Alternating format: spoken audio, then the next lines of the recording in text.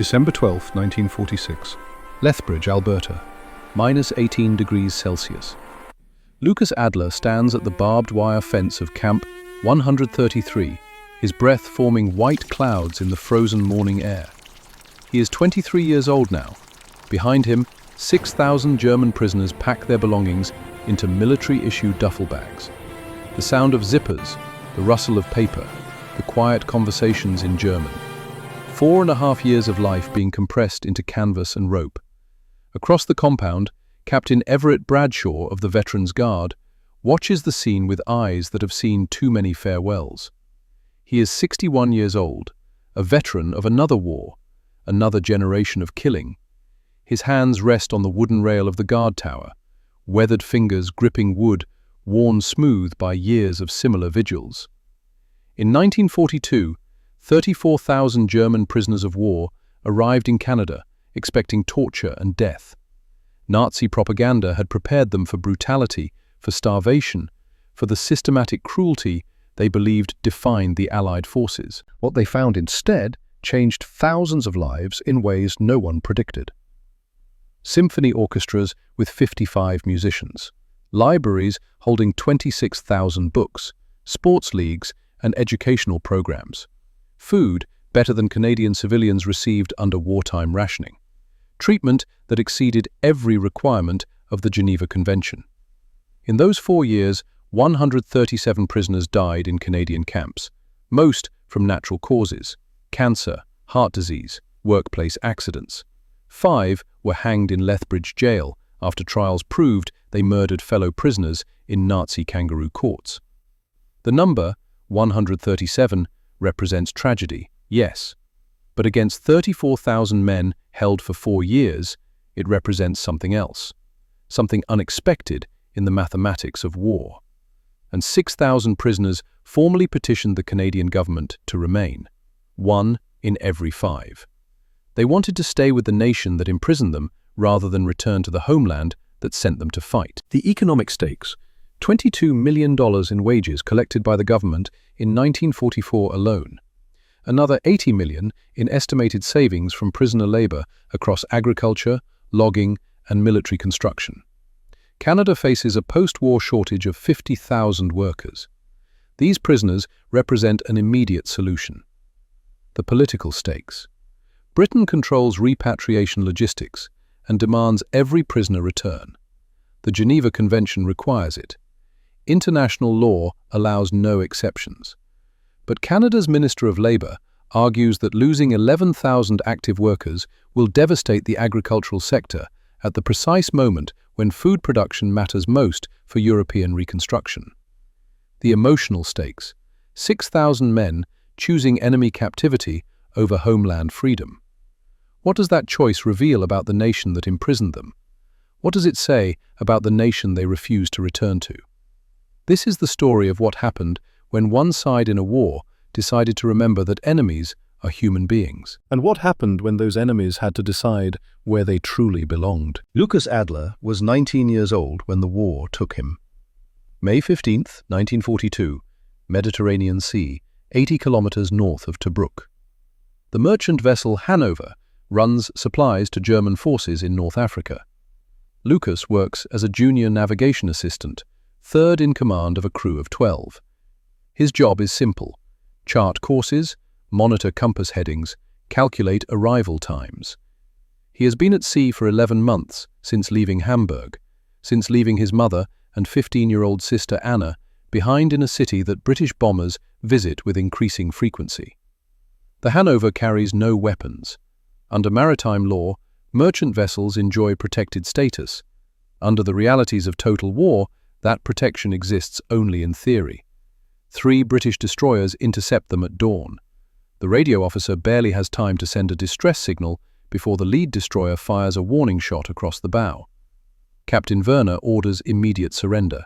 White flags, engines cut, hands raised. Lucas stands on deck as British sailors board. He expects execution.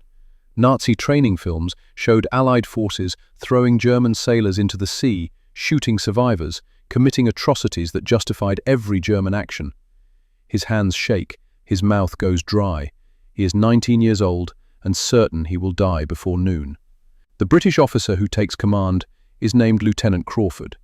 He is perhaps 35, with tired eyes and a Scottish accent Lucas barely understands. Crawford walks the deck, inspects papers, verifies the crew manifest against the men standing in a frightened line. "Merchant Marine," Crawford says, more to himself than anyone else. "Non-combatants under Geneva Convention." He orders the crew transferred to the destroyer HMS Gallant. They are given water. They are not beaten. They are not shot. Within 6 hours, they stand in a holding facility in Alexandria, Egypt. Within 2 weeks, they are on a transport ship crossing the Atlantic. Within a month, Lucas stands on Canadian soil for the first time, stepping off a train into a temporary camp near Osada on the Stoney Nakoda First Nation Reserve in southern Alberta. 10,000 men arrive with him. Wehrmacht soldiers captured in the desert campaigns, Luftwaffe pilots shot down over Malta and Sicily, marine sailors from U-boats sunk in the Mediterranean. All of them carry the same expectation. They will be tortured, starved, worked to death in mines or labor camps. Nazi propaganda has been consistent and specific. The Allies show no mercy, especially not to Germans. Lucas steps off the train into bright May sunshine. The temperature is 18 degrees Celsius. The air smells of prairie grass and distant mountains. Behind him, the train stretches for what seems like kilometers, car after car of prisoners being unloaded under armed guard. The guards are old men. This is the first surprise. Lucas had expected young soldiers, battle-hardened, filled with the hatred that comes from fighting. Instead, he sees men in their 50s and 60s, wearing the uniform of the Veterans Guard of Canada. They carry rifles, yes, but they carry them with the weary familiarity of men who have held weapons before and found no glory in it. The guard directing Lucas's group is Captain Everett Bradshaw. He is 55 years old in May 1942. He fought at Vimy Ridge in 1917. He watched boys younger than Lucas die in mud and blood and poison gas.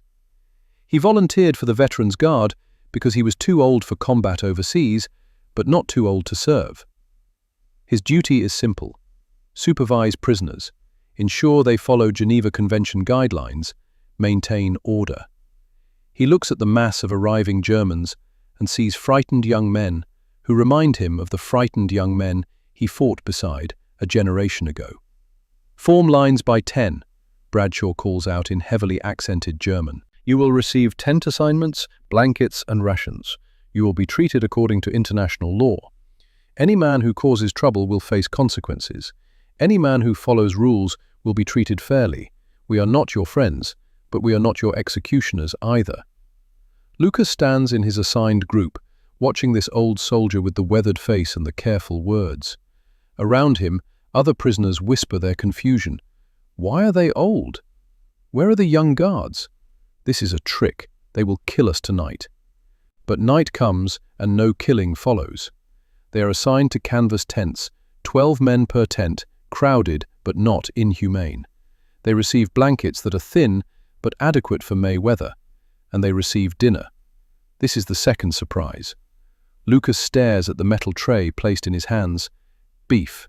Real beef, not the ersatz meat rations he ate in the Wehrmacht. Potatoes, fresh bread with butter, canned fruit, coffee. The portions are not generous, but they are substantial. They are the same rations Canadian soldiers receive. "Is this drugged?" the man next to Lucas asks. His name is Friedrich Steinmann. He is 27, a Wehrmacht infantryman captured at El Alamein. "Why would they feed us well?" Lucas has no answer. He eats slowly, waiting for sickness, for poison, for some delayed consequence. The food tastes better than anything he has eaten in 2 years of military service. Around him, 10,000 men eat in confused silence, waiting for the other shoe to drop. Days pass, then weeks. The shoe never drops. By June, the temporary Osada camp holds 12,600 prisoners in 3,400 tents. 28 guard towers overlook the compound. Barbed wire fences mark the perimeter. It looks like every prison camp Lucas has imagined. but it does not feel like one. The prisoners receive adequate food every day. They receive medical care when sick or injured. They are allowed to organize sports leagues, to trade cigarettes and goods within the camp, to write letters home under censorship. The Geneva Convention governs everything, and the Canadians take the convention seriously. Lucas writes his first letter home in June 1942. "Dear Mother and Anna, I am alive and well in Canada. The guards treat us fairly. We have enough food. I think of you every day. I hope you are safe. I hope the bombing has not reached our neighborhood. I will come home when this war ends. Your son and brother, Lucas." He does not know the letter will never arrive. British bombers struck the Hamburg postal district in May. His mother died retrieving mail from a burning building. Anna survived only because she was visiting their aunt in the countryside. But in June 1942, Lucas still believes his family waits for him. He believes Germany will win the war. He believes he will return home within a year, perhaps 2 at most. He cannot imagine that Canada will become more of a home than Hamburg ever was. November 1942. The Canadian government announces construction of 2 massive permanent camps to replace the temporary facilities. Camp 133 at Lethbridge and Camp 132 at Medicine Hat, each designed to hold 12,500 prisoners. The largest prisoner of war camps in North America, larger than any facility the United States operates. Each camp costs $2.3 million to construct. The scope is staggering: 143 acres of land, 36 two-story dormitories, each housing 350 men, 6 mess halls serving 2,000 prisoners per sitting, 6 educational buildings equipped with blackboards, desks, and teaching materials, 6 workshops for carpentry, metalwork, and trades training, 2 recreation halls, each large enough to hold 3,000 men for concerts and gatherings, a 125-bed hospital, staffed entirely by German doctors and medical orderlies selected from the prisoner population. Sports fields marked for soccer, with plans for winter ice rinks. A massive library building designed to hold tens of thousands of books. Lucas is among 6,000 prisoners transferred to Camp 133 in December 1942. He helps build it. This becomes the third surprise. They are not just imprisoned in these camps, they are invited to create them. Prisoners with construction experience supervise work details. Carpenters, electricians, plumbers, all working under Canadian oversight, but with significant autonomy. Lucas's navigation experience translates poorly to construction, but he learns quickly. He carries lumber, drives nails, helps install shelving in the library that will eventually hold 26,000 books. The work is hard, but not brutal. They receive the same 50-cent daily wage that will later apply to farm work. The money accumulates in accounts they can access for purchases from the camp commissary or save for eventual repatriation. By March 1943, Camp 133 is fully operational. Lucas moves from a crowded tent into a dormitory with proper beds, heating, and electric lighting. The building is new, clean, and better than the barracks he slept in during his brief Wehrmacht training. Captain Bradshaw walks through the completed camp with a mixture of pride and irony. He fought in trenches where men died for meters of mud. Now he supervises a camp where enemy prisoners live in heated buildings with concert halls and sports facilities. "This is better than some Canadian Army bases," a younger guard comments. Bradshaw nods slowly. "Geneva Convention says we feed them like our own soldiers, house them adequately, treat them humanely. We're following the rules. That's the difference between us and them." But the truth is more complex. Canada does not just meet Geneva Convention requirements. Canada exceeds them. The library project alone goes far beyond any treaty obligation. The recreational facilities, the educational programs, the permission to organize orchestras and theatrical productions. None of this is required by international law. Canada makes a choice. Treat prisoners as humans who will one day return to civilian life. Treat them as men who followed orders, not monsters who chose evil. That choice will have consequences no one predicts. In March 1943, something remarkable happens in Camp 133. A prisoner named Jan Eamon, a professional conductor before the war, approaches Captain Bradshaw with a proposal. "We have musicians here," Eamon says in careful English. "String players, brass, woodwinds. I would like permission to form an orchestra." Bradshaw considers this. Nothing in regulations prohibits it. Nothing requires it either. "How many musicians?" he asks. "At least 40. Perhaps 55 if I can find enough brass." "And what would you play?" "German composers. Beethoven, Brahms, Wagner. Also Mozart, Haydn. Music that reminds us we are not just soldiers, we are civilized men." Bradshaw approves it. Within 2 weeks, 55 prisoners rehearse in the recreation hall. They have no printed sheet music, so they write out scores from memory. They have limited instruments, so the Red Cross arranges to ship violins, cellos, trumpets from American suppliers. Lucas plays violin. He learned as a child in Hamburg, though he never excelled. His mother insisted on lessons, believing music civilized young men. He resented it then.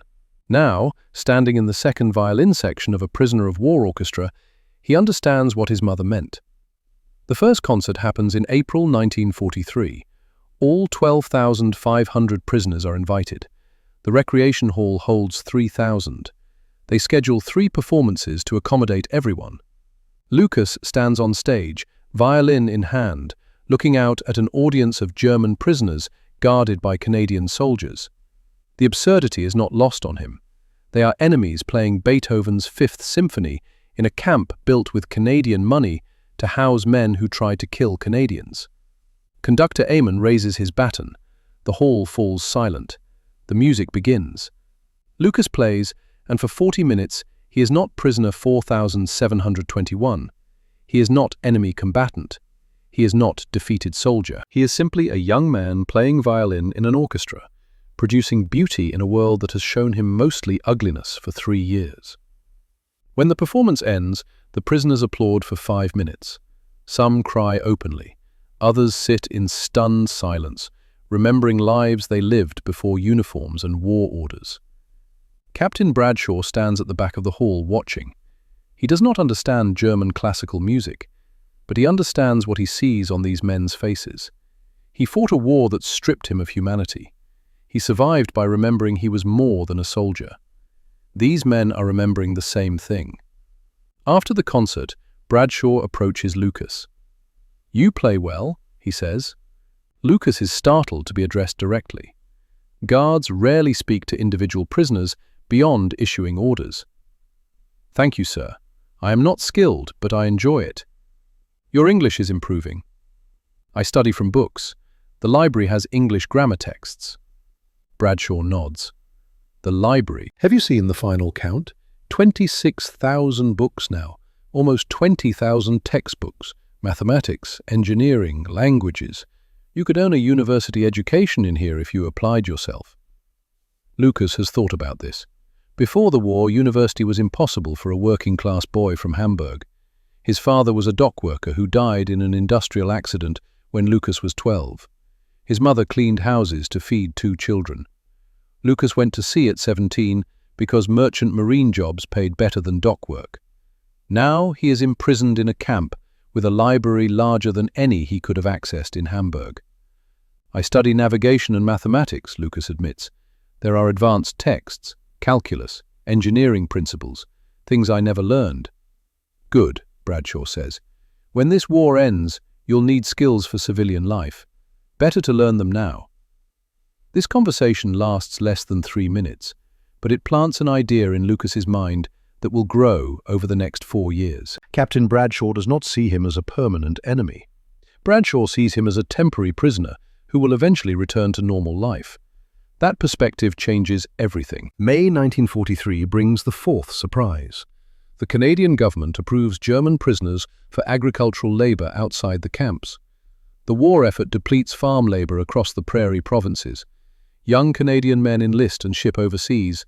Fields need harvesting. Sugar beet crops require intensive manual labor that machines cannot replicate. Farmers desperately need workers. Prisoners provide the solution. The program is voluntary. Any prisoner can refuse without punishment. Those who agree receive 50 cents per day paid into their camp accounts. More importantly, they get out from behind barbed wire. They get to work real jobs, contribute to something tangible, feel useful rather than simply warehoused. Lucas volunteers immediately. In June 1943, he is among 200 prisoners transported to smaller work hostels surrounding Lethbridge. His assignment? Thaddeus Corbett's farm near Brooks, Alberta. 400 acres of sugar beets, wheat and barley. Corbett is 54 years old, weathered by decades of prairie farming. His son enlisted in 1940 and now fights in Italy. His daughter Sarah is 17, helping run the farm alongside her mother Margaret. Lucas arrives with 3 other prisoners and 2 Veterans Guard supervisors. They live in a converted barn outbuilding, basic but comfortable. The work begins at dawn. Sugar beets are brutal crops. They require hand thinning in early summer, careful irrigation all season, and back-breaking harvesting in fall. The Alberta sun burns. The prairie wind never stops. Within a week, Lucas's hands blister, then callous, then toughen. But the work feels meaningful in ways camp maintenance never did. He sees the results of his labor in straight rows of healthy plants. He learns the rhythms of agriculture, the patterns of weather, the stubborn patience farming demands.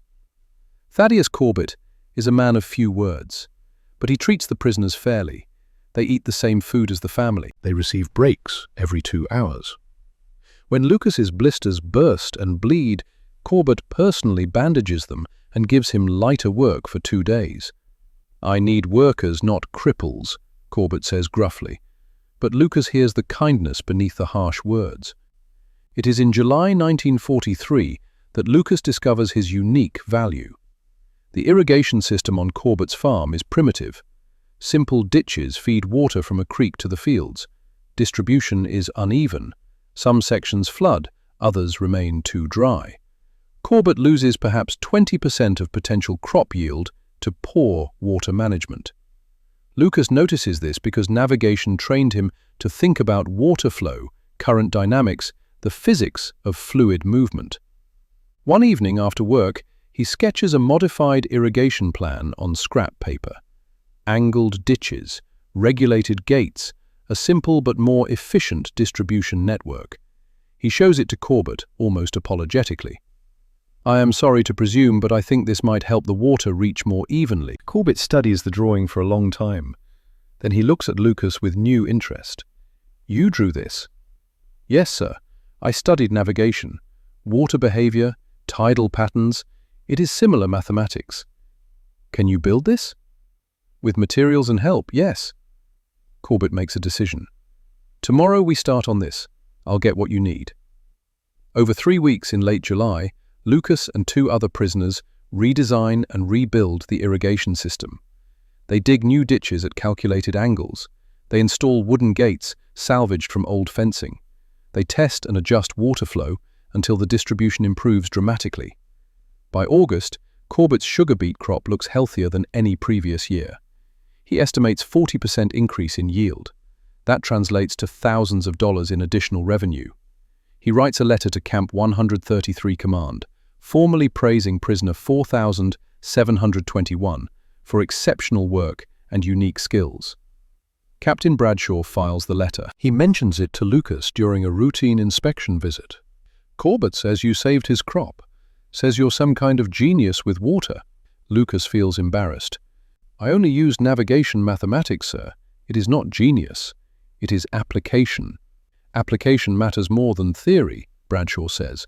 "When this war ends, Canada will need people who can apply knowledge to real problems. Remember that." But Lucas is thinking about something else. For the first time since capture, he feels valuable, not as labor, but as expertise. He is not just a pair of hands, he is a mind that solves problems. That feeling changes how he sees himself, and it changes how the Corbett family sees him. Sarah Corbett is 17 years old in summer 1943. She helps her mother prepare lunches for the farm workers. She brings water to the fields during breaks. She is quiet, observant, with her father's practical intelligence. She watches Lucas work. She sees how carefully he calculates angles, how precisely he measures. She hears him explaining engineering principles to the other prisoners in German, trying to teach them the underlying mathematics. One afternoon in September, she brings water during the break and finds Lucas alone, sketching modifications to the wheat field irrigation. "You like solving problems," she says. It is the first time she has spoken directly to him beyond polite greetings. Lucas is startled. Prisoners are not supposed to develop personal relationships with civilians. But no rule prohibits conversation. "I like when problems have solutions," he replies carefully. "War has no solutions, only suffering. But irrigation systems, yes, these can be solved." "Do you miss Germany?" The question surprises him with its directness. He considers lying, then decides truth is simpler. "I miss my mother and sister. But Germany? The Germany I knew is gone. Hamburg is bombed. The Nazis control everything. I do not miss what Germany has become." Sarah nods slowly.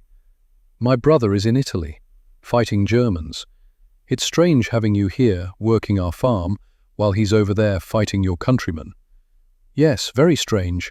War makes strange situations." They stand in silence for a moment. Then Sarah says something that Lucas will remember for the rest of his life. "Father says you're the best worker we've ever had. He says when the war's over, he'd hire you if he could. I thought you should know that."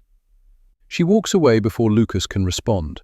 He stands holding his water cup, processing what she said. Hire him? After the war? As if Lucas might stay. As if Canada might become something other than a temporary prison. The idea seems absurd. Prisoners will be repatriated when hostilities end. That is international law. That is how wars conclude. But the idea takes root anyway. What if he could stay? What if Canada offered more future than destroyed Germany? Lucas shakes his head. Foolish thinking. The war will end. Germany will rebuild. He will return to Hamburg, find his mother and sister, resume life somehow. But that night, in the converted barn, lying on his bunk, he lets himself imagine staying. Working Corbett's farm legally, earning real wages, building a life in a place where people see him as valuable rather than expendable. It is the most dangerous thought a prisoner can have. Hope for a future beyond barbed wire. And Lucas Adler, prisoner 4721, aged 20 years old in September 1943, begins to hope despite himself. May 8, 1945. Victory in Europe Day. The news reaches Camp 133 at 9:47 in the morning. Germany has surrendered unconditionally. The war in Europe is over. Adolf Hitler is dead in a Berlin bunker. The Third Reich has collapsed. The 1,000-year empire lasted 12 years. Canadian civilians celebrate in the streets of Lethbridge. Car horns honk continuously. Church bells ring. People who have not spoken in years embrace as strangers. The war that consumed 6 years and millions of lives has ended. Victory belongs to the Allies. Inside Camp 133, 12,500 German prisoners receive the news in silence. Some feel relief. The killing is over. They will go home. Others feel despair. Germany is defeated, occupied, divided. What home remains to return to? The Nazi hardliners, those who still believe despite everything, sit in angry silence. Their world has ended, and they do not know how to process the ending. Lucas Adler is 22 years old now. He sits in the library reading room when the announcement comes over the camp's public address system. Around him, prisoners look up from books and newspapers. Some close their eyes, others lower their heads. One man begins crying quietly, covering his face with both hands. Lucas feels numb. He has expected this outcome since the Normandy landings last summer. German defeat became inevitable months ago. But expectation does not prepare him for the reality. The war is over. He is still alive. He will be sent home to a Germany he no longer recognizes, to a family he has not heard from in 6 months, to a future that seems more terrifying than the past 4 years of imprisonment. Friedrich Steinmann finds Lucas an hour later, still sitting in the same chair, the same book open to the same page he has not read. "Did you hear?" Friedrich asks unnecessarily. Yes. We won't be prisoners much longer. They'll send us home now. Lucas looks at his friend. Friedrich is 30 years old, a Wehrmacht infantryman who spent 3 years in Canadian camps. His wife divorced him in 1943, remarried a factory supervisor in Munich. His parents died in an Allied bombing raid in 1944. He has worked logging camps in northern Ontario for 2 years and speaks of the Canadian wilderness with something approaching love. Do you want to go home? Lucas asks. Friedrich sits down heavily. The question hangs between them. I don't know what home means anymore, Friedrich finally says. I have no family in Germany, no job waiting, no house, just rubble and occupation zones and food shortages. Here, he gestures around the library, the shelves of books, the comfortable reading room. Here, I have purpose, work that matters, people who treat me fairly. We're prisoners, Friedrich. We have no choice where we go. Don't we? Friedrich leans forward, voice dropping. What if we asked to stay? What if we petitioned the government? We've worked their farms, built their infrastructure, contributed to their economy, some of us for 4 years. Why would they send us back to a Germany that needs to be rebuilt when we could help build Canada instead? Lucas stares at him. The idea seems absurd and obvious simultaneously. Of course they will be repatriated. That is international law. That is how wars end. But why should it be? Why send willing workers back to a destroyed nation when Canada faces labor shortages across every sector? The Geneva Convention requires repatriation, Lucas says. When hostilities cease, prisoners return to their home countries. It's mandatory. The Geneva Convention also requires humane treatment. Canada exceeded those requirements for 4 years. Maybe they'll exceed this one too. That conversation happens May 8, 1945. By May 15th, similar conversations are occurring throughout Camp 133 and across every prisoner facility in Canada. By June, a movement begins. What if they asked to stay? The letters from Germany arrive throughout summer 1945. The Red Cross processes them slowly, but they come. Fragments of information about a homeland that no longer exists in any recognizable form. Hamburg is 70% destroyed. British and American bombers reduce the city center to rubble. The firestorm of July 1943 killed 42,000 people in a single week. Apartment buildings are shells. Streets are cleared just enough for military traffic. Civilians live in cellars and makeshift shelters. Food rations provide 1,200 calories per day, barely enough for survival. Berlin is divided into occupation zones. Soviet forces control the east with brutal efficiency. Mass rapes of German women, arbitrary arrests, summary executions of suspected Nazis. The western zones, under American and British control, are better, but chaotic.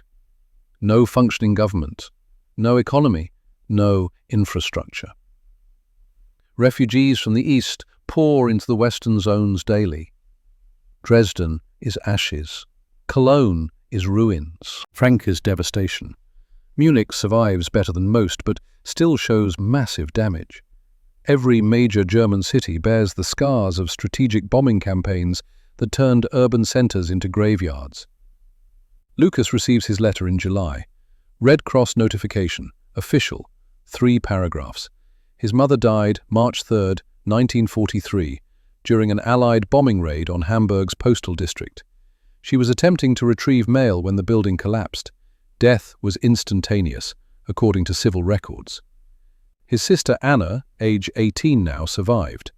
Last confirmed location, Soviet occupation zone near Berlin, living with an aunt. Current status unknown. Soviet authorities do not permit detailed records sharing with Western agencies. Lucas reads the letter 3 times before the words process. His mother has been dead for 2 years, and he is only now learning about it. Every letter he wrote to her after March 1943 went to a destroyed address. Every hope he held about reuniting with his family was based on incomplete information. Anna is alive, but unreachable. The Soviet zone is dangerous for young women. Stories circulate among prisoners about systematic sexual violence by Soviet soldiers. Even if Lucas could return to Germany immediately, he could not safely enter the Soviet zone to find her. He sits on his bunk in Dormitory 7, holding the letter, and feels the last threads connecting him to Germany snap. Friedrich finds him there an hour later, takes one look at Lucas's face, and understands something terrible has happened. "My mother is dead," Lucas says. The words sound distant, as if spoken by someone else. 2 years dead. And my sister is in the Soviet zone. I can't reach her even if I return. Friedrich says nothing. There is nothing to say. He simply sits beside Lucas on the bunk, shoulder to shoulder, two men who have lost everything the war did not directly take. After a long silence, Lucas says, "I'm going to ask to stay." "What?" "I'm going to petition the Canadian government for permission to remain. I have no family in Germany except Anna, and I can't help her from there. But if I stay in Canada, earn money, establish legal residence, maybe I can eventually bring her here. It's the only way." Friedrich nods slowly. "Then I'll petition too. We'll do it together." By September 1945, they are not alone in this decision. The petition writing begins in earnest that fall. Word spreads through the camps. Organize. Document everything. Make the case that keeping productive prisoners serves Canadian interests. Lucas becomes an unexpected leader in this effort. His English is better than most prisoners after 3 years of intensive study. His work record at Corbett's farm provides concrete evidence of value. His youth and lack of Nazi political involvement make him a sympathetic case. He drafts a template others can modify. State your skills. List your work history in Canada. Include testimonials from Canadian employers. Explain your family situation in Germany. Make it clear you want to contribute to Canadian society, not exploit it. Be honest, specific, and professional. Captain Bradshaw learns about the petition effort in October. He calls Lucas to his office. "I hear you're organizing prisoners to request permanent residence," Bradshaw says without preamble. Lucas expects punishment. Instead, Bradshaw looks thoughtful, almost approving. "Yes, sir. Many of us have no families remaining in Germany. We have worked Canadian farms and forests for years. We could continue contributing if permitted." "How many?" "Perhaps 6,000 across all camps, sir. We are still counting." Bradshaw whistles low. 6,000. That's 1 in 5. "Is this forbidden, Captain? Are we breaking rules by asking?" "No rules against asking. Whether anyone listens is another matter." Bradshaw leans back in his chair. "You understand the Geneva Convention requires repatriation when hostilities end. International law doesn't make exceptions for personal preference." "Yes, sir. But the law also allows immigration after repatriation. If we return to Germany first, then apply through proper channels, that could take years. Immigration quotas are strict. You'd need Canadian sponsors. You'd need to wait your turn behind thousands of other applicants." "We know, sir, but it's a chance." Better than no chance. Bradshaw studies Lucas for a long moment. Then he opens his desk drawer and pulls out writing paper. "I'll write you a reference letter," he says, "for your petition. I'll write one for Friedrich too, and any other prisoner from Camp 133 who demonstrates good character and valuable skills. I can't promise it will help, but I can promise it won't hurt." Lucas feels his throat tighten. "Thank you, Captain. It means I've supervised you for 3.5 years, and I think you're a decent young man who got caught in a war he didn't start. That's all it means." But Bradshaw's voice softens slightly. "And it means Canada would be fortunate to have you if they're smart enough to realize it." Over the next 2 months, Bradshaw writes 143 reference letters for prisoners under his supervision. Each one is personalized, specific, honest about the prisoner's character and contributions. Thaddeus Corbett writes a letter for Lucas without being asked. "To whom it may concern, Lucas Adler has worked my farm for 2 summers. His irrigation system design increased my sugar beet yield by 40%. His work ethic exceeds any farmhand I have employed in 30 years. His character is exemplary. If Canadian law permits, I would sponsor his immigration and employ him permanently. He is an asset to any community fortunate enough to claim him.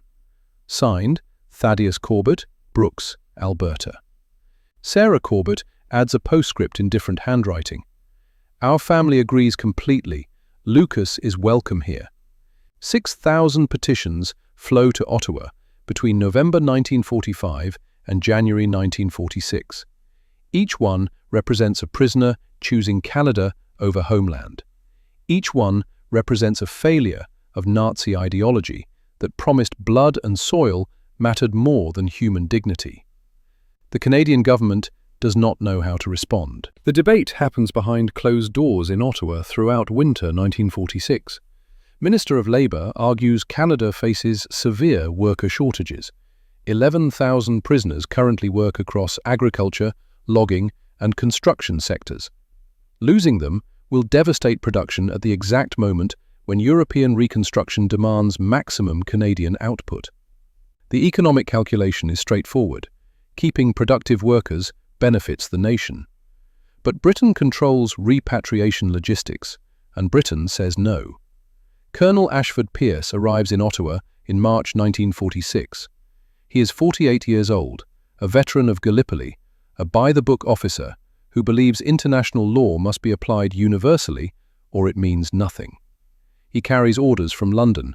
All German prisoners in Canadian custody must be repatriated through British demobilization centres, no exceptions. His reasoning is clear in official reports.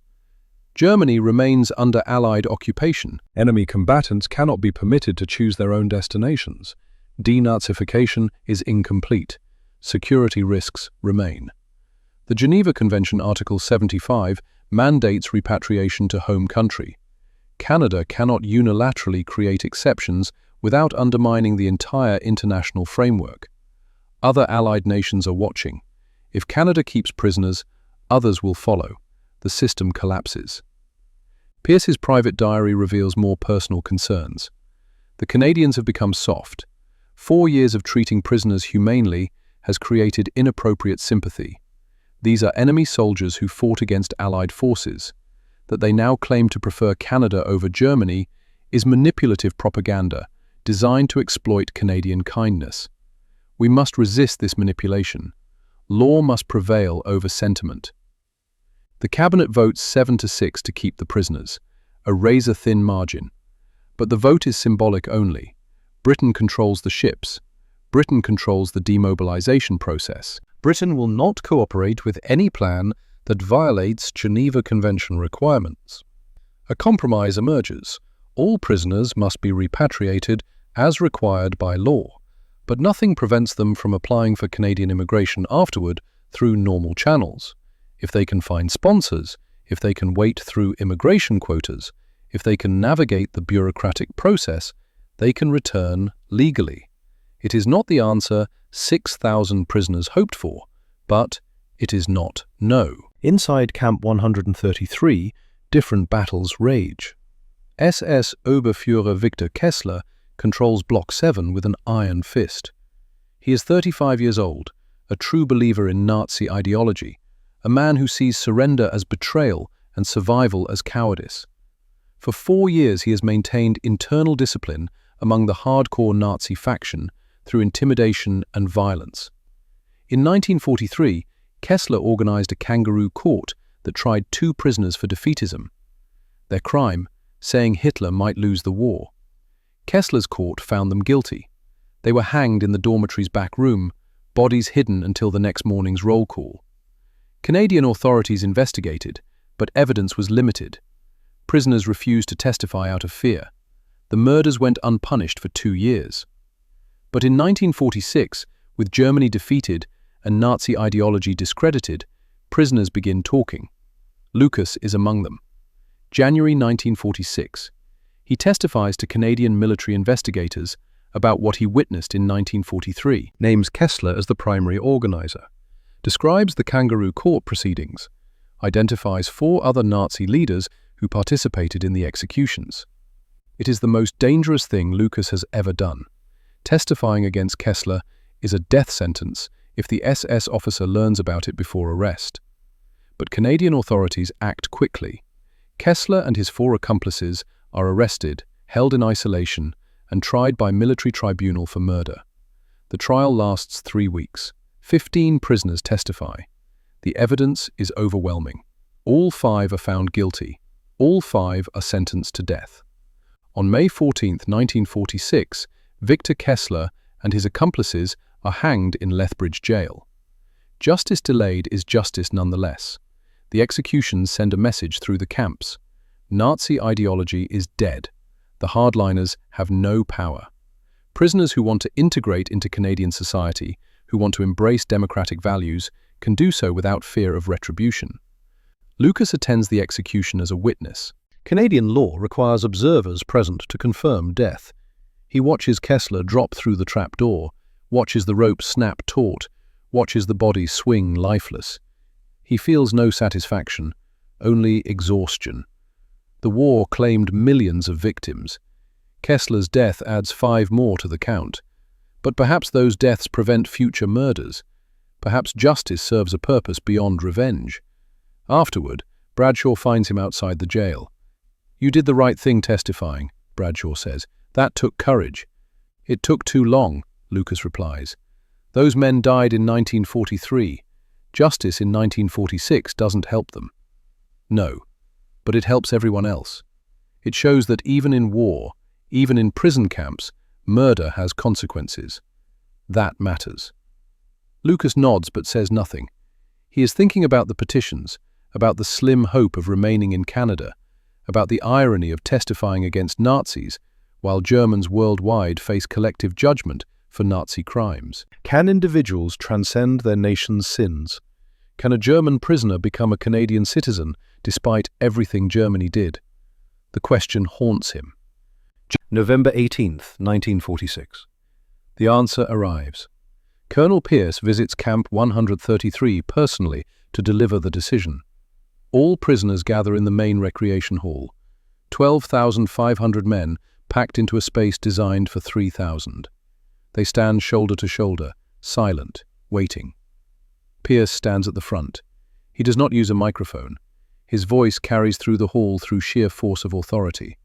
By order of His Majesty's government, and in accordance with the Geneva Convention Article 75, all German prisoners of war currently held in Canadian custody will be repatriated to Germany no later than December 31st, 1946. This includes all prisoners who submitted petitions to remain. The law allows no exceptions. Repatriation is mandatory. The hall remains silent, but the silence has weight. 12,500 men processing the death of hope. Pierce continues. Prisoners will be transported to Halifax and shipped to United Kingdom demobilization centres. From there, you will be processed and transferred to appropriate occupation zones in Germany. The Canadian government thanks you for your labour contributions during your imprisonment. You have been treated according to international law. That treatment ends with your lawful return to your homeland. He leaves immediately after speaking. No questions permitted, no appeals accepted. The decision is final. Lucas stands in the crowd feeling numb. He knew this outcome was likely, but knowing and experiencing are different things. 4.5 years in Canada, relationships built, skills developed, a future imagined. All of it ends December 31st. Friedrich finds him after the crowd disperses. Neither man speaks. They walk to the camp's perimeter fence and stand looking at the Rocky Mountains visible in the distance. Snow covers the peaks, orange in the setting sun. "We'll come back," Friedrich finally says. "We'll go to Germany, apply through immigration, find sponsors. It will take time, but we'll come back." "Will we?" Lucas's voice is flat. "Immigration quotas are years long. We have no money for passage, no guarantee of sponsors.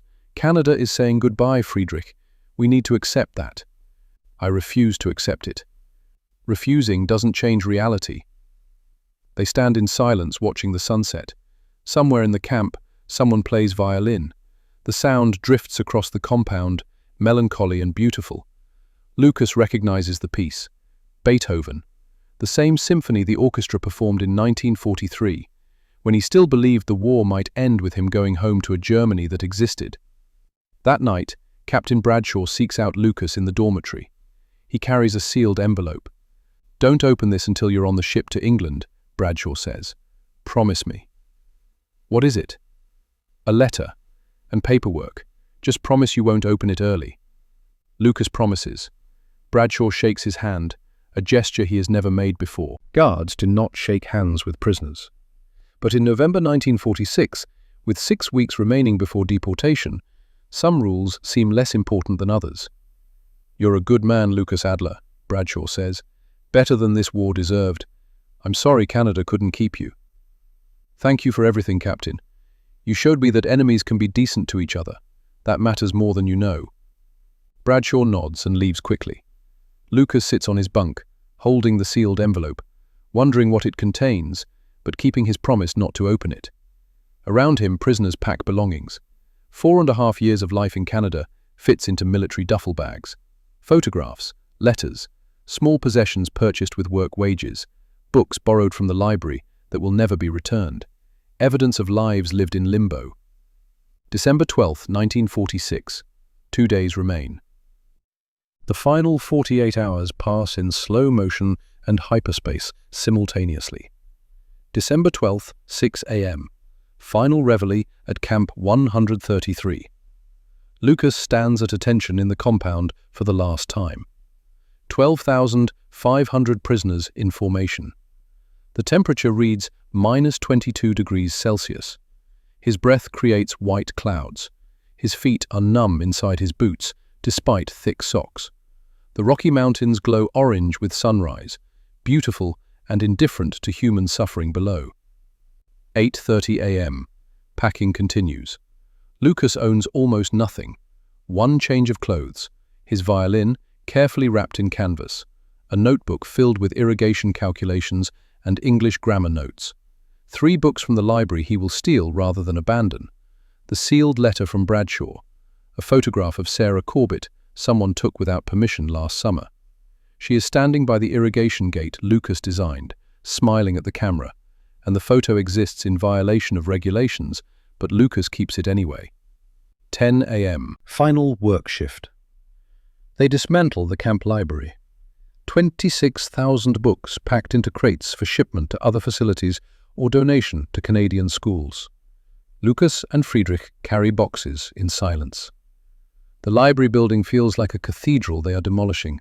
All that knowledge, all those hours spent studying, all that self-improvement now reduced to cargo. A prisoner named Otto drops a box. Books scatter across the floor. Engineering textbooks, calculus, structural design. Otto sits down among them and begins crying. He is 35 years old, a construction worker who used these books to teach himself advanced mathematics.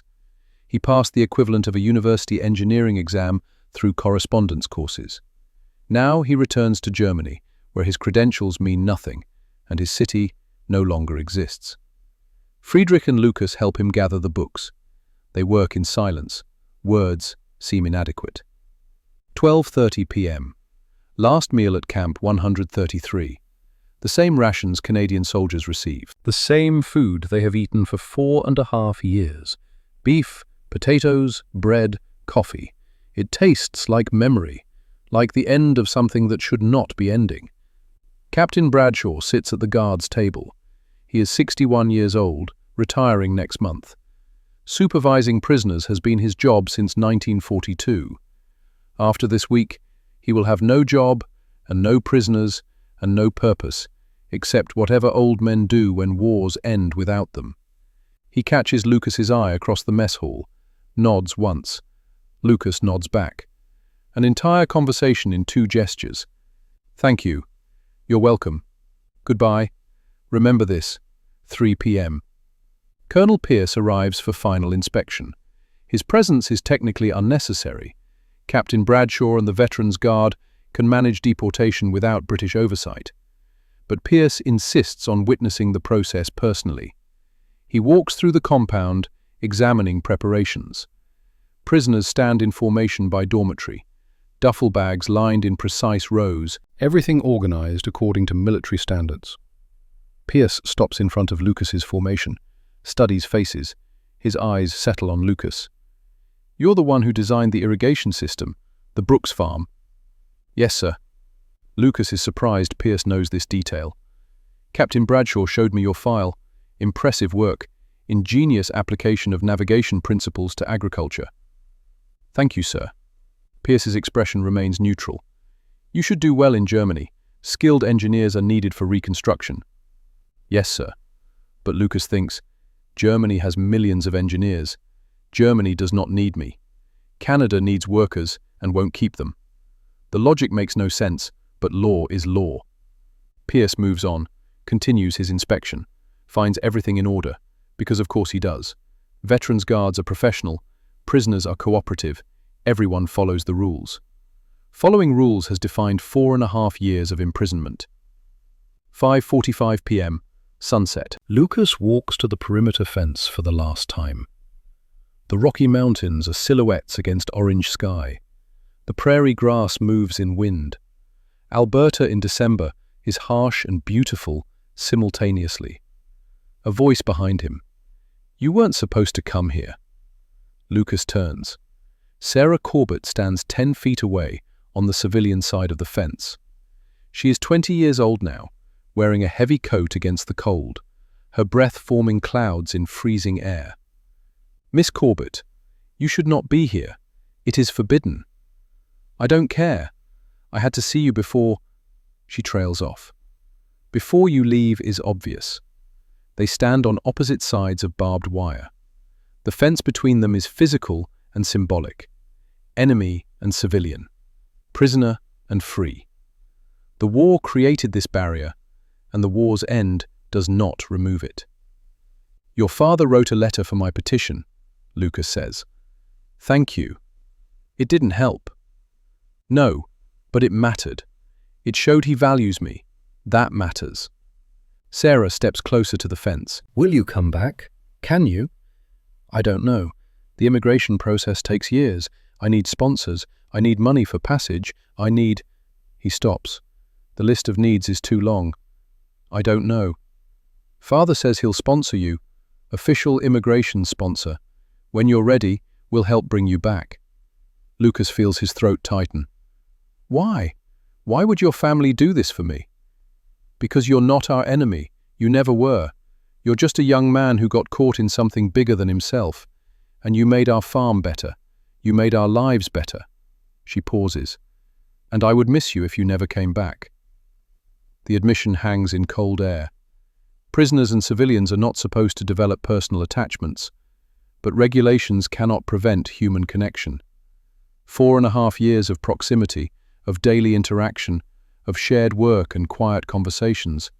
Friendship develops, perhaps more than friendship. I made you a promise last summer, Lucas says. I promised I would come back. I keep my promises. Do you? Always. Sarah reaches through the fence. Lucas does the same. Their fingers touch for 3 seconds before a guard's whistle blows. They separate immediately. The touch was illegal, but no one arrests them. The guard is Captain Bradshaw. He pretends not to see, walks away, gives them privacy they should not have. Go home, Sarah, this is not allowed.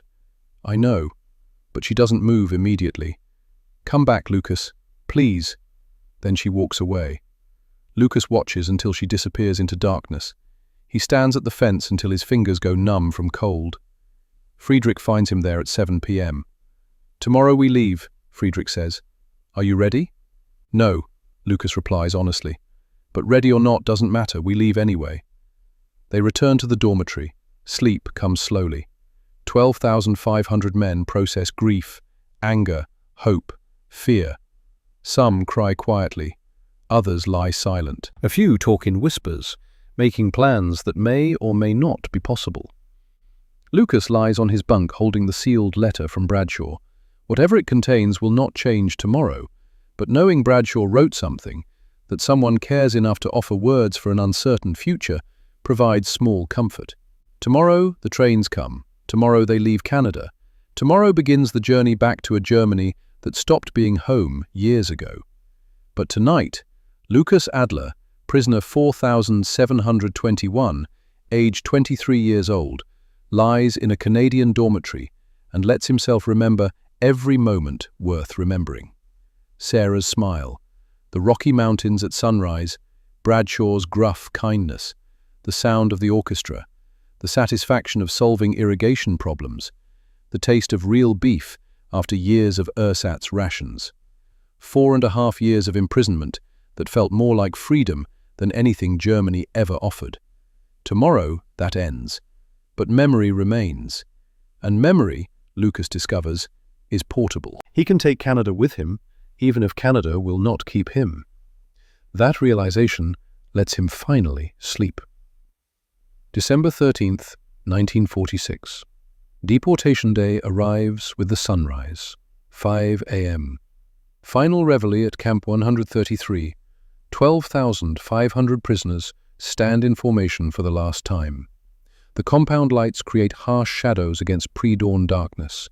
Temperature, -18 degrees Celsius. Wind cuts through wool coats. No one speaks. The only sounds are boots on frozen ground and the distant rumble of approaching trains. Lucas Adler stands in formation number 47, prisoner 4,721, alphabetically sorted. Friedrich Steinmann stands beside him. They have stood together countless times over 4.5 years. This is the last time. Captain Everett Bradshaw walks the formation slowly. He is 61 years old. After today, he retires. 30 years of military service, ending with a deportation he disagrees with, but enforces because orders are orders. He stops at each formation, makes eye contact with prisoners he has supervised since 1942.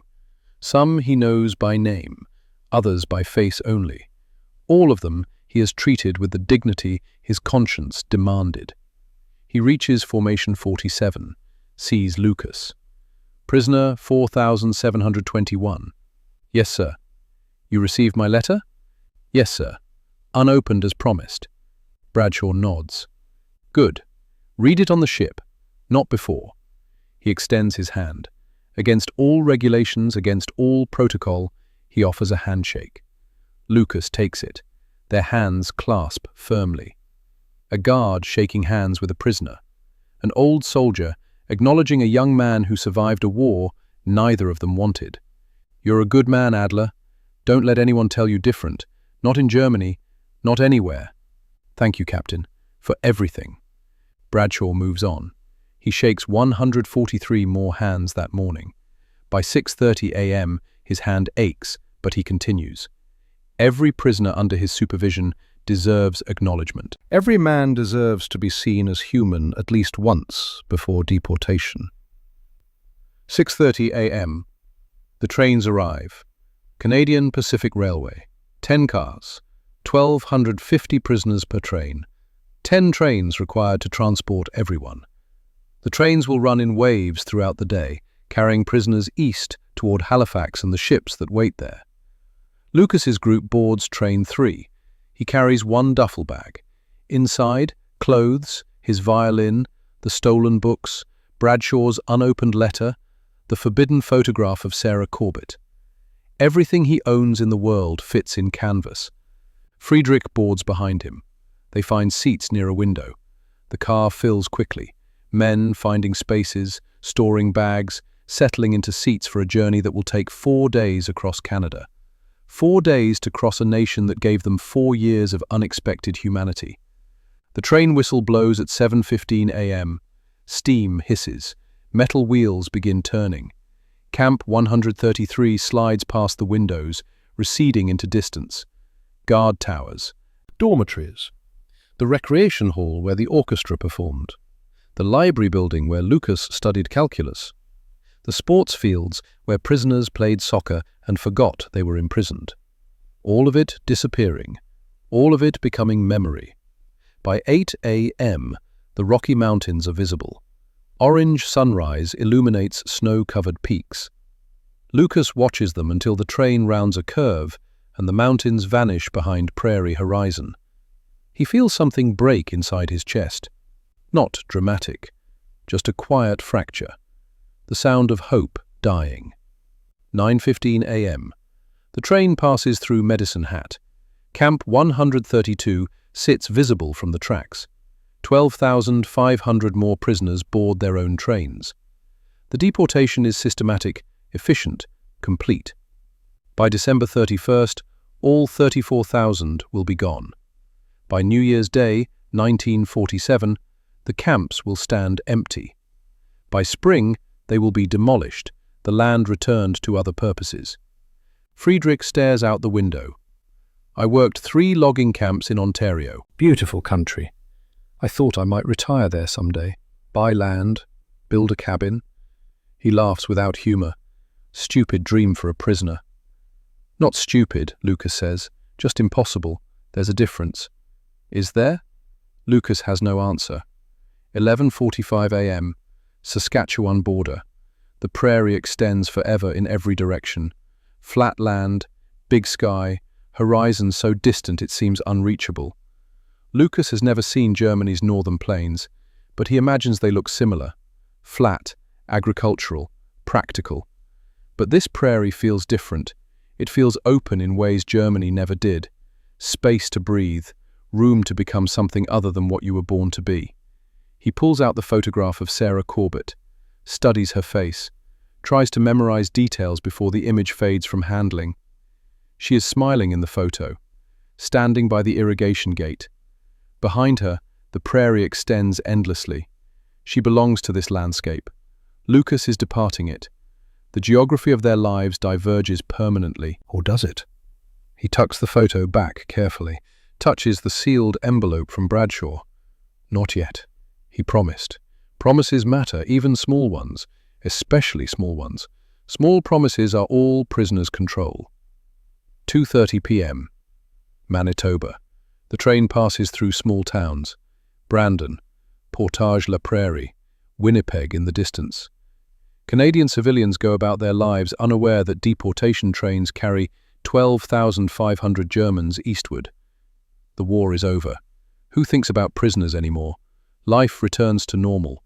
Prisoners returning home is simply housekeeping, tying up administrative loose ends. But for the men on these trains, nothing is loose end. Everything is ending. Period. Full stop. A prisoner across the aisle begins crying. He is perhaps 40 years old, a career soldier who spent 3 years in logging camps. He received a letter last week. His family in Dresden, all dead.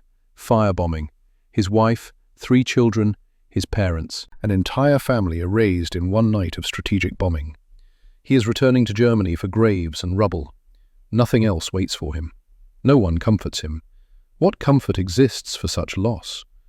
Other prisoners avert their eyes, give him privacy and public space.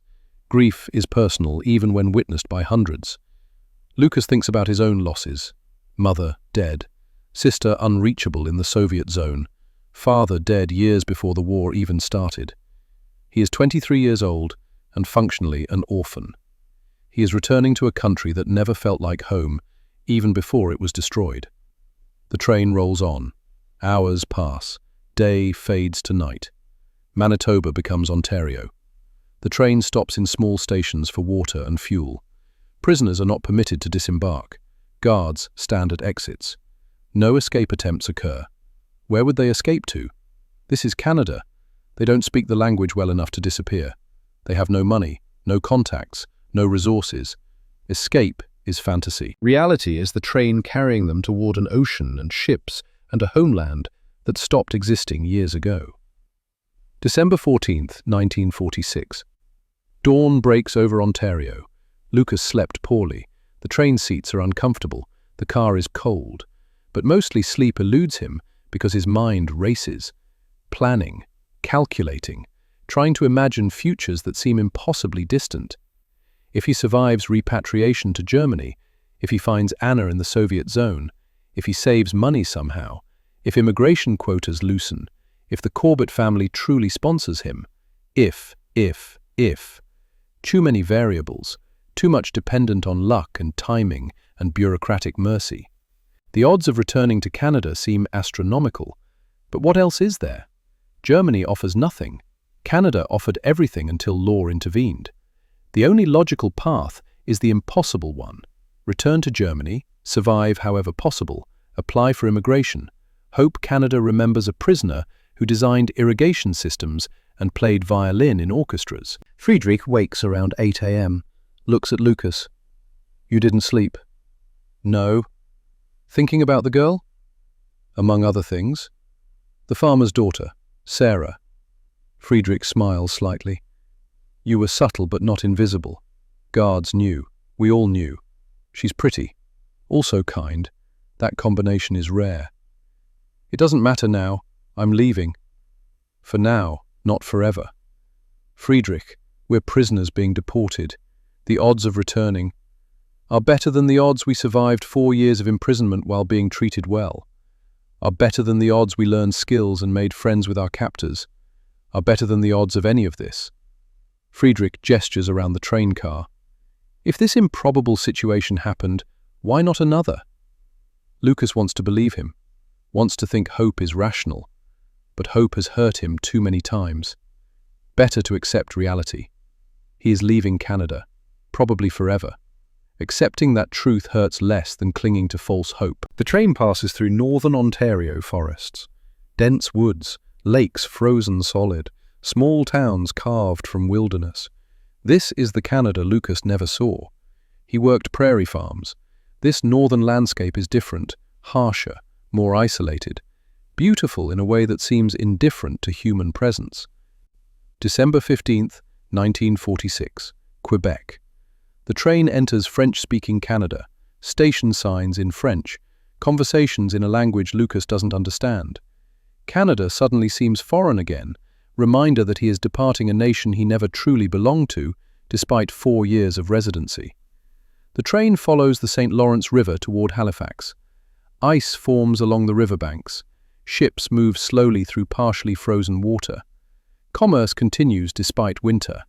Canada works. Canada survives. Canada moves forward. And 34,000 Germans move backward, returning to a past they never wanted to revisit. December 17th, 1946, Halifax. The train arrives at 2 p.m. The ocean is visible from the station. Grey water under grey sky. Cold wind carrying salt smell. Ships wait in the harbour. Troop transports converted to prisoner repatriation vessels. HMS Mauritania. 3 other ships Lucas doesn't recognize. Capacity: 8,000 prisoners per sailing. 5 sailings required to empty Canada of Germans. Prisoners disembark and form lines. Military efficiency. No chaos. Everything organized. Guards direct them toward processing stations where documents are verified, names checked against manifests, boarding assignments given. Lucas's turn comes at 4:30 p.m. Name? Lucas Adler, prisoner 4721, Camp 133. The processing officer checks his manifest, makes a notation. Board HMS Mauritania, Deck 3, berth 247. Departure December 19th at 0600 hours. Next. Lucas takes his boarding papers and moves aside. Friedrich goes through the same process. They board together that evening. The ship is massive, but crowded. 8,000 prisoners in space, designed for perhaps 3,000. Bunks are stacked 3 high. Personal space is minimal. The air smells of unwashed men and diesel fuel. But the ship is heated. The bunks have mattresses. There is food. It is tolerable if not comfortable. Lucas finds berth 247, top bunk. He stores his duffel bag underneath, climbs up, lies down. The ceiling is perhaps 18 inches above his face. Claustrophobic, but private. He can lie here and process thoughts without others watching. He pulls out Bradshaw's letter. December 18th, 1946. The ship remains docked. Prisoners are confined to their berths, except for meals and bathroom access. Guards patrol the decks. No one expects escape attempts, but regulations require vigilance. Lucas sits on his bunk at 8 p.m. Friedrich is below him, already asleep. Around them, hundreds of prisoners settle in for the night. Conversations in German, quiet weeping from some, snoring from others.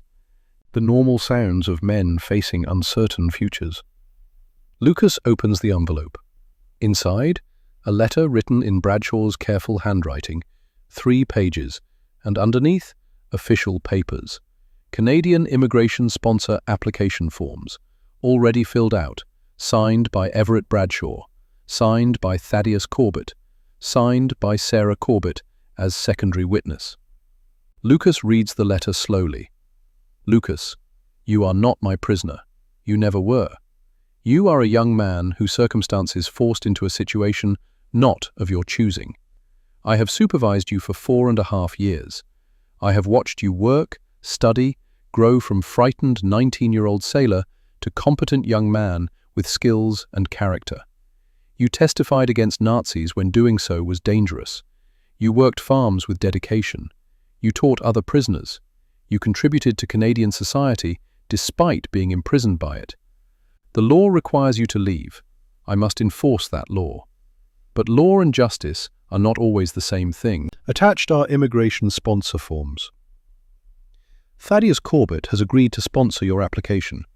He needs a permanent farmhand with engineering skills. You are qualified. I have also signed as character reference. When you arrive in Germany, when you process through British demobilization, apply for Canadian immigration immediately. Quote the sponsor file number on these forms. The process will take time, perhaps years, but you have time. You are 23 years old. You have decades ahead of you. Spend them well. Come back to Canada when the bureaucracy allows. We will be waiting. Your friend, not your captor, Captain Everett Bradshaw, Veterans Guard of Canada, retired. Lucas reads the letter 3 times. Each reading reveals new meanings. Bradshaw called him friend, used that word specifically. Guards are not friends with prisoners. But 4.5 years change definitions. Enemy and prisoner and guard are temporary labels. Friend is something deeper.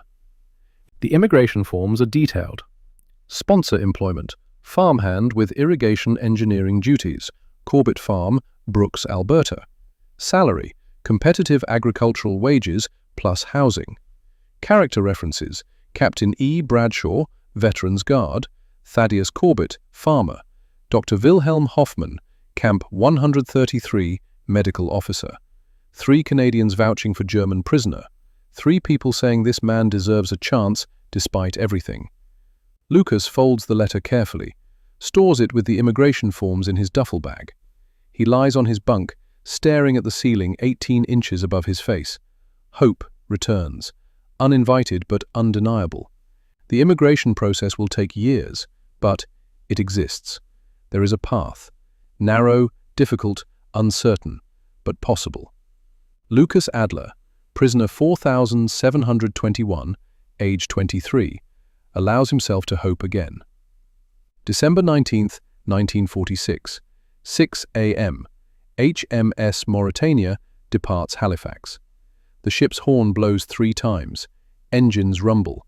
The vessel pulls away from the dock. 8,000 prisoners line the rails, watching Canada recede. The harbour, the city, the land that imprisoned them and treated them better than any of them expected. Lucas stands at the rail, Friedrich beside him. They watch until Canada disappears below the horizon. Then there is only ocean, cold, grey, infinite. The crossing takes 11 days. North Atlantic in December is brutal. The ship rolls in heavy seas. Many prisoners become seasick. Food is simple but adequate. Days blur together. Boredom and discomfort and anticipation of uncertain arrival. Lucas spends the time studying his immigration paperwork, memorizing procedures, planning. He writes a letter to the Corbett family that he will mail from England, thanks them for sponsorship offer, promises to apply immediately upon demobilization. Keeps the tone professional, despite wanting to write something different to Sarah. But this is official correspondence. Emotion has no place in immigration applications. December 30th, 1946. The ship docks at Southampton, England. British military police board immediately. Prisoners are disembarked in organized groups, processed through temporary facilities. Documents verified. Denazification interviews conducted. Medical examinations. Each prisoner spends 3 days in British custody before transfer to Germany. Lucas's interview happens January 2nd, 1947. A British officer, mid-30s, tired eyes. Name? Lucas Adler. Rank? No military rank. Merchant marine sailor, civilian vessel. Nazi Party affiliation? Hitler Youth, mandatory membership 1937 to 1939. No party membership after age 18. No SS affiliation. No Wehrmacht service beyond merchant marine conscription. Any crimes committed during imprisonment? No, sir. I testified against SS prisoners who committed murders in Camp 133. 5 were executed in May 1946. The officer makes notes, looks up with slight interest. You testified against your own people? They were not my people, sir. They were murderers. Nazi ideology died when Germany surrendered. I chose the side that believes murder is wrong, regardless of politics. More notes. Then, you're cleared for repatriation. Transportation to Hamburg, British zone, departs January 4th. You'll receive demobilization papers and civilian ration cards. Good luck. January 4th, 1947. Lucas crosses the North Sea on a transport ferry.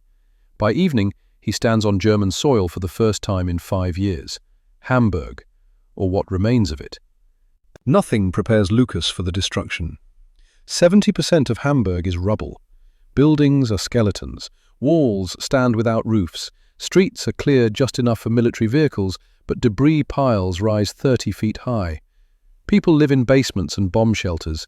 They emerge in daylight to search for food, fuel, anything useful in the ruins. Lucas walks through his childhood neighborhood. The street still exists, the buildings do not.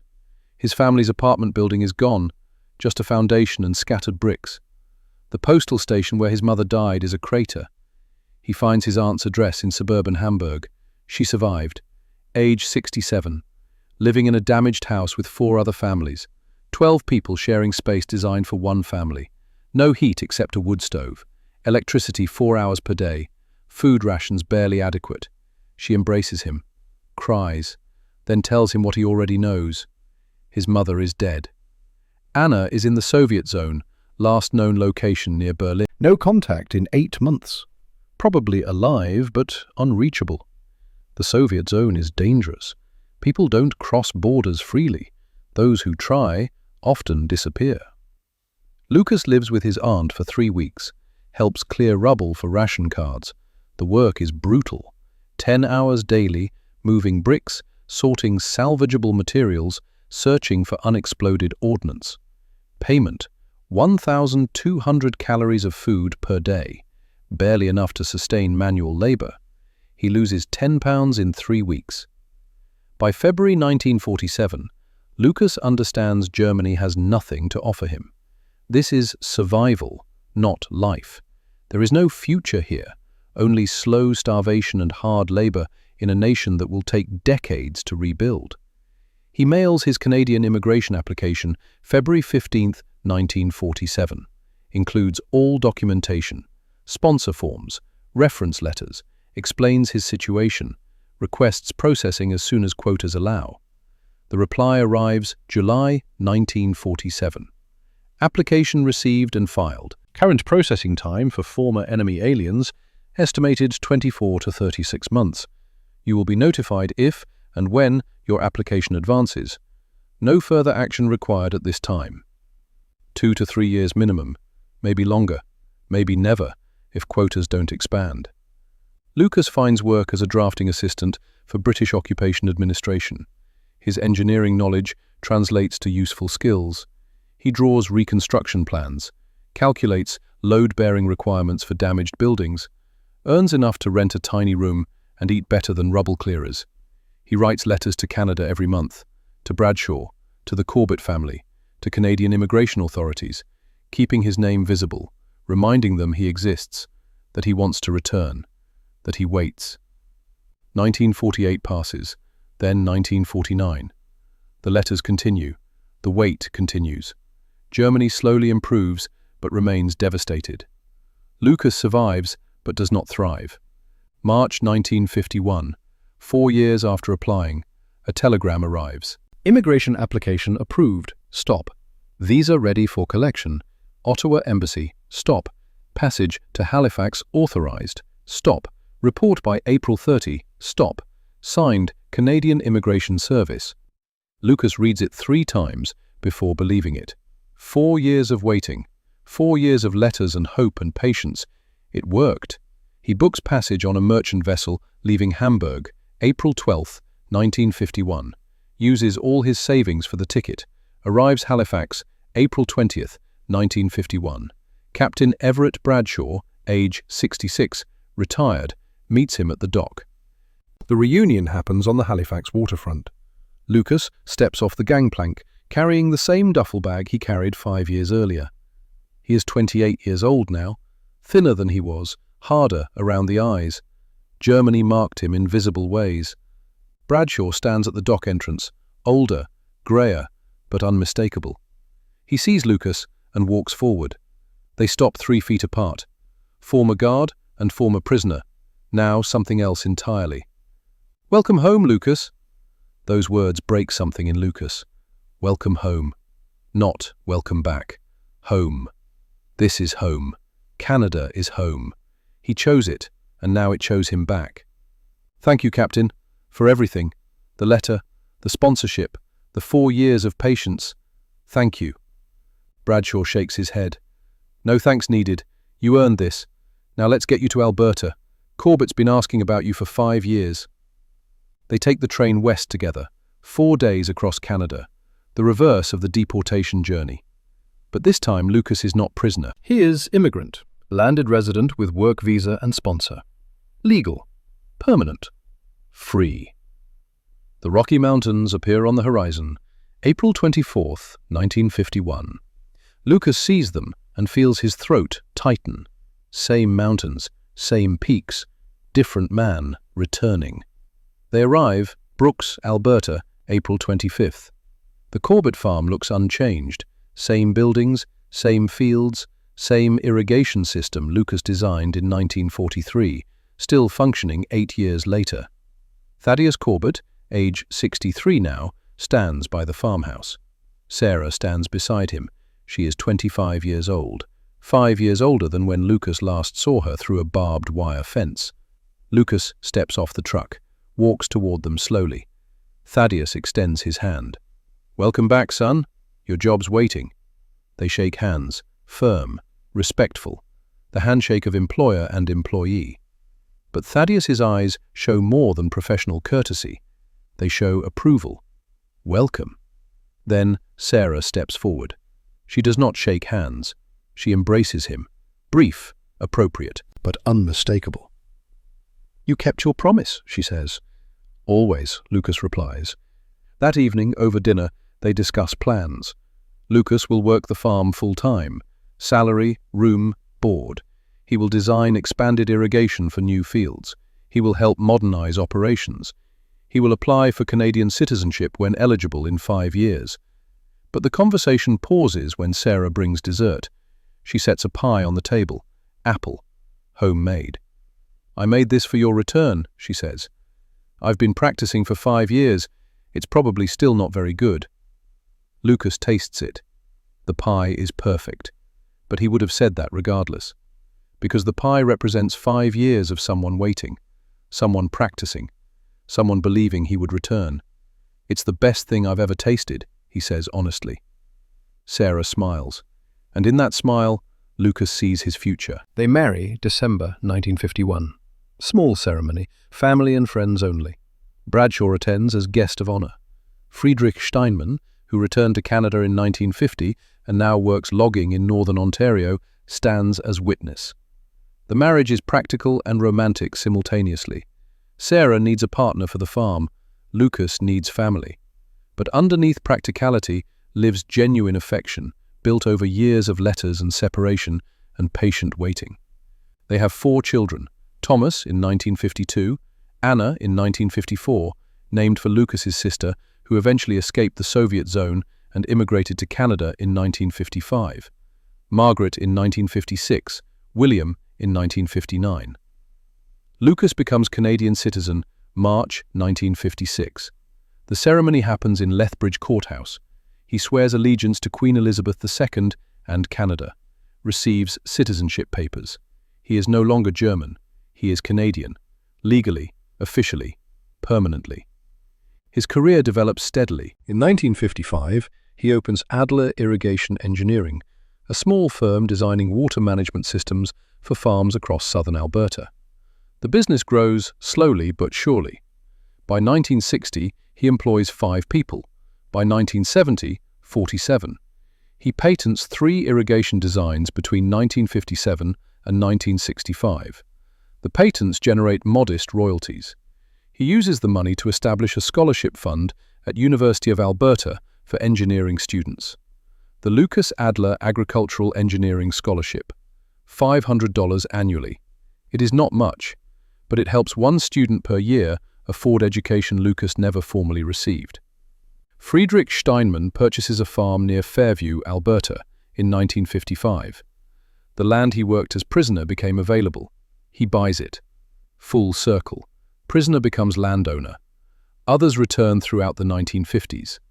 Ernst Vogel and Matthias Hoffmann establish a real estate firm in North Bay, Ontario, in 1952. By 1965, they employ 80 people.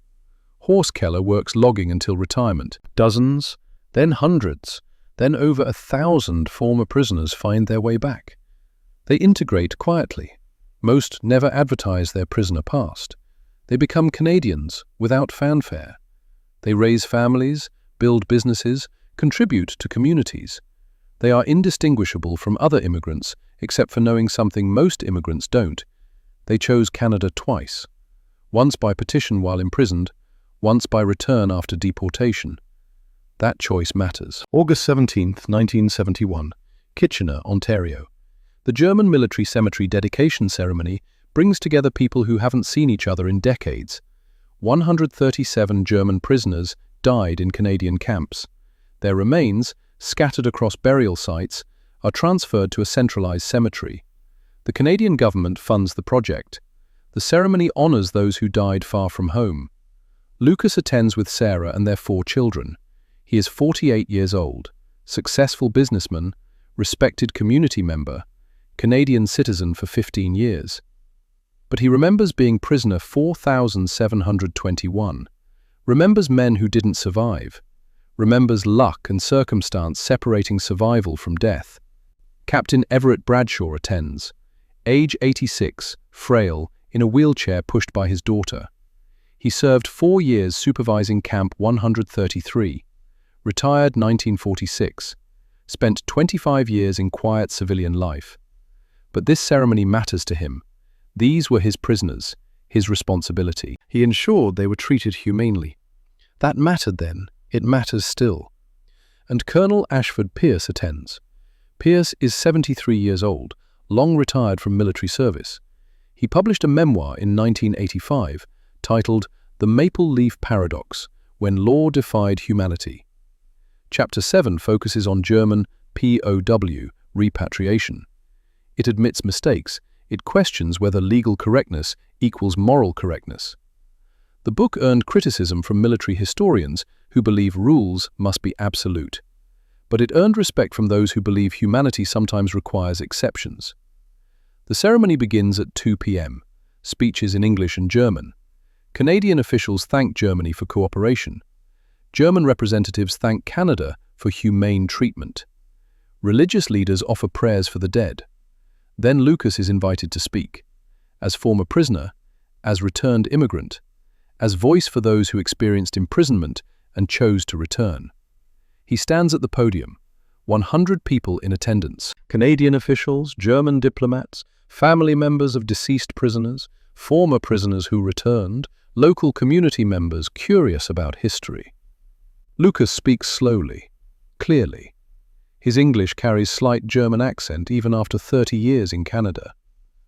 137 prisoners died here, most from natural causes, 5 from executions after fair trials. They rest in Canadian soil far from German homeland.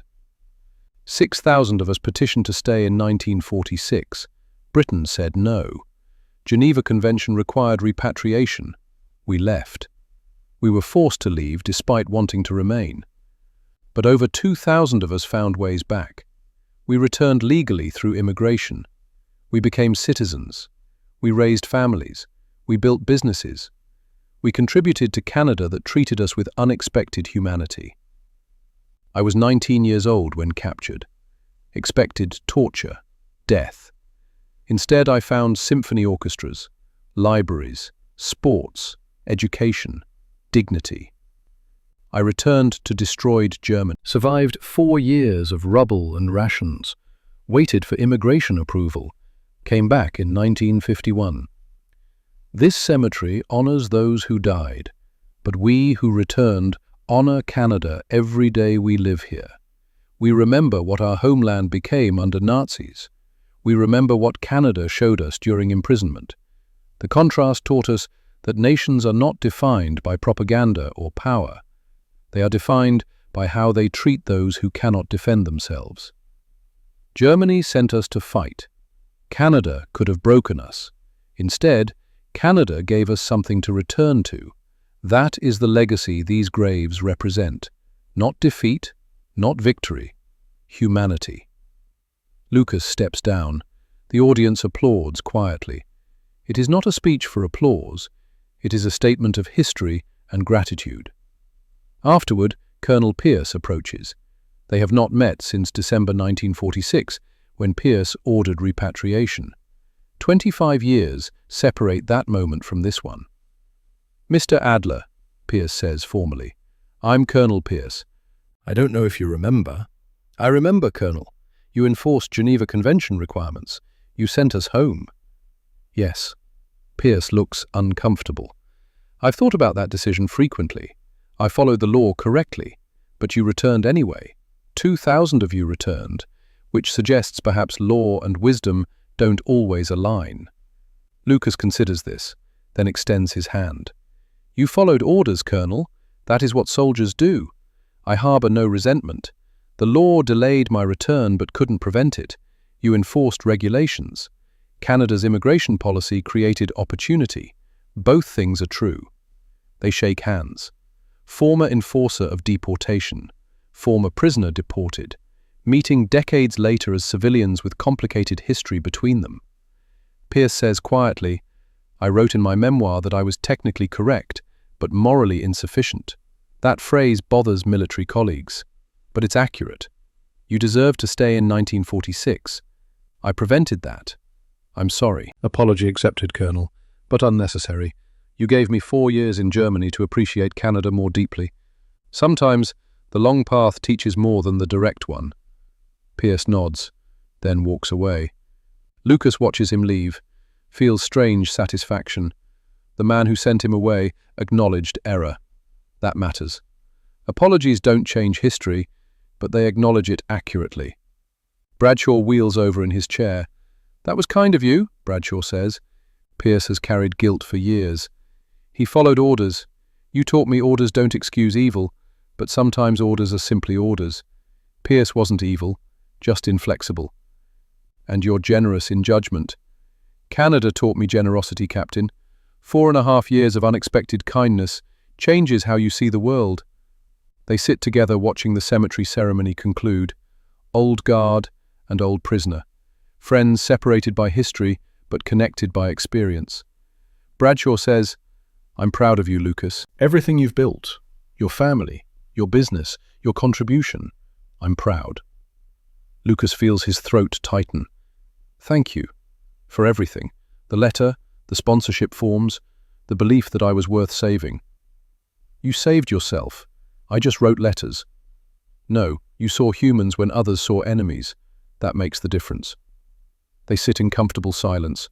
2 old men remembering younger versions of themselves, remembering choices made, paths taken, lives intersecting in unexpected ways. The years after 1971 pass steadily. Lucas's business thrives. By 1980, Adler Irrigation Engineering employs 120 people across 3 offices. His irrigation systems operate on thousands of acres across Alberta and Saskatchewan.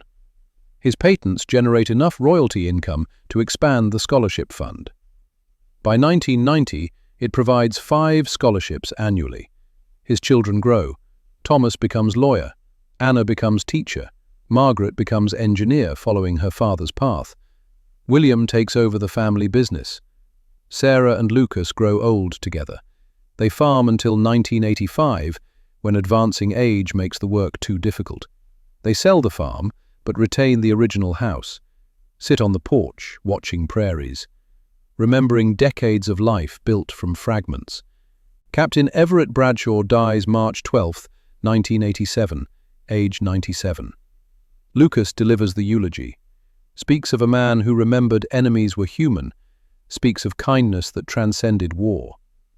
300 people attend the funeral. Veterans, former prisoners, community members, everyone acknowledging a man who served with conscience. Friedrich Steinmann dies October 1999, age 84, farming until 3 months before his death. 6 children, 19 grandchildren, 42 great-grandchildren, an entire family tree grown from a prisoner who returned. Colonel Ashford Pierce dies July 1990, age 92. His memoir becomes required reading in Canadian military ethics courses.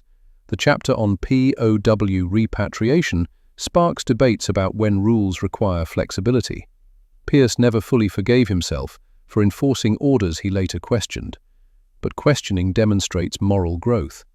Sarah Corbett Adler dies February 2002, age 76, cancer. Lucas sits beside her hospital bed, holding her hand for 3 days until the end. 51 years of marriage, 4 children, 11 grandchildren, 7 great-grandchildren, a family built on a promise kept. Lucas Adler dies September 3, 2004, age 81, in Brooks, Alberta. His funeral fills the town's largest church, 400 attendees, family, business associates, community members, grandchildren who barely knew the prisoner he once was, but understand the Canadian he became. The University of Alberta engineering dean speaks, mentions 47 scholarship recipients who benefited from Adler's generosity, mentions patents that improved agricultural efficiency across Western Canada, mentions a man who transformed imprisonment into opportunity. Lucas's grandson David speaks, age 25, engineering student, scholarship recipient. He talks about finding a box in his grandfather's attic 3 years earlier. Inside, violin, prisoner ID card, letters from Captain Bradshaw, immigration documents, old photographs. I asked Grandpa about the box, David says. He told me everything. The camp, the deportation, the return. I didn't know. He never mentioned being a prisoner. He was just Grandpa who built irrigation systems and told bad jokes. But learning his story changed how I see him, changed how I see Canada. He wasn't Canadian by birth. He was Canadian by choice. He chose this country twice. Once when imprisoned, once when returning. That choice matters, because choice reveals values. Grandpa valued dignity over victory, humanity over hatred, future over past. He's buried now in Canadian soil, a German prisoner who became Canadian citizen, a young sailor who became successful engineer, a man who learned enemies can become friends if treated with decency. The box in the attic tells a story most Canadians don't know. 34,000 German prisoners, 6,000 wanting to stay, 2,000 returning. Thousands of descendants now living here because one nation decided treating prisoners humanely served better than cruelty. That's Grandpa's legacy. Not just irrigation systems, not just patents, not just business success.